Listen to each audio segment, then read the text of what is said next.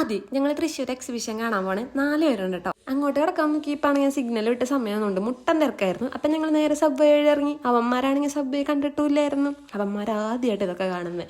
ഇതൊക്കെ കാണിച്ചു കൊടുത്ത നേരെ എക്സിബിഷൻ കാണാൻ പോയി. ഇപ്പോൾ ടിക്കറ്റിന് 40 രൂപയാണ് റേറ്റ്. പക്ഷെ എവിടേക്കോ സ്റ്റാൾ ഓപ്പൺ ആയിട്ടില്ല, അതുകൊണ്ട് 20 രൂപയാണ് ഇപ്പോൾ വാങ്ങിക്കുന്നതെന്ന് പറഞ്ഞു. ഞങ്ങൾ 4 പേർക്ക് 80 രൂപയേ ആയുള്ളൂ കേട്ടോ.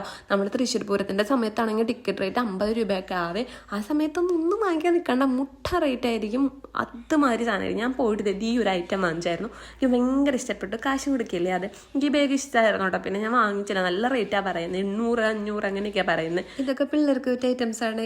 ഇറേസറൊക്കെയാണ്. ഇത് ബോക്സ് ആണ്, ചോക്ലേറ്റ് ബോക്സ് അല്ലല്ലോ, ബുക്കാണ്, ചോക്ലേറ്റ് ബുക്കാണ്. ഡ്രസ്സിൽ ചെയ്യാനായിട്ട്. പിന്നെ കുറച്ച് സ്റ്റിക്കേഴ്സ് ഞാൻ വാങ്ങിച്ചു മറ്റേ ജേണലിൽ ചെയ്യാൻ വേണ്ടിയിട്ട്.